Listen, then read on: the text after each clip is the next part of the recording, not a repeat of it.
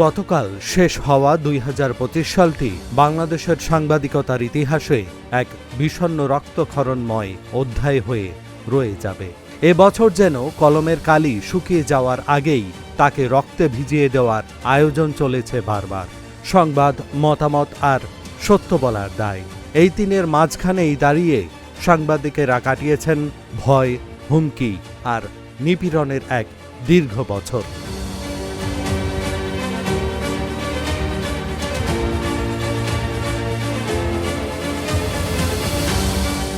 মানবাধিকার সংগঠন আইন ও সালিশ কেন্দ্র আশোকের হিসেব বলছে ২০২৫ সালের জানুয়ারি থেকে ডিসেম্বর পর্যন্ত অন্তত ৩৮১ জন সাংবাদিক নির্যাতন ও হয়রানির শিকার হয়েছেন।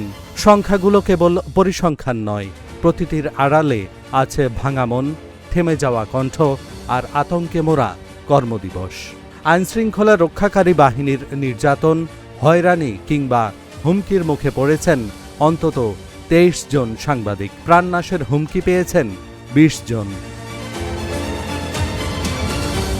প্রকাশিত সংবাদ বা মতামতের কারণে মামলার ভার কাঁধে নিতে হয়েছে কমপক্ষে ১২৩ জন সাংবাদিককে। পেশাগত দায়িত্ব পালনের সময় সরাসরি হামলার শিকার হয়েছেন ১১৮ জন। এই বছরেই দুর্বৃত্তের হাতে প্রাণ হারিয়েছেন ৩ জন সাংবাদিক, আর দেশের বিভিন্ন প্রান্ত থেকে রহস্যজনকভাবে উদ্ধার হয়েছে আরও ৪ জন সাংবাদিকের নিথর দেহ। এসব মৃত্যু শুধু মানুষ হারানো নয়, সমাজের আয়নার ভাঙন। আশোক বলছে, এই সময়ে গণমাধ্যমের স্বাধীনতা পড়েছে চরম হুমকির মুখে। ১৮ ডিসেম্বরের রাত্রি হয়ে থাকবে এক ভয়াবহ স্মারক।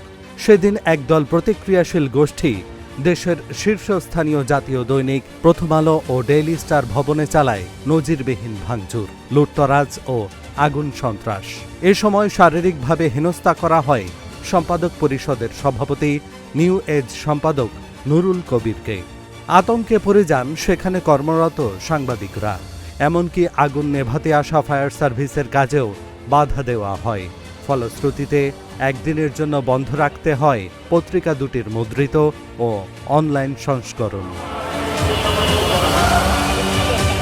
২০২৫ তাই কেবল একটি বছর নয়, এটি এক গভীর ক্ষত যা প্রশ্ন ছুড়ে দেয় রাষ্ট্র, সমাজ ও আমাদের বিবেকের দিকে। সত্য বলার জায়গা কি ক্রমেই সংকুচিত হয়ে আসছে? এহসানুল হক, ঢাকা জার্নাল।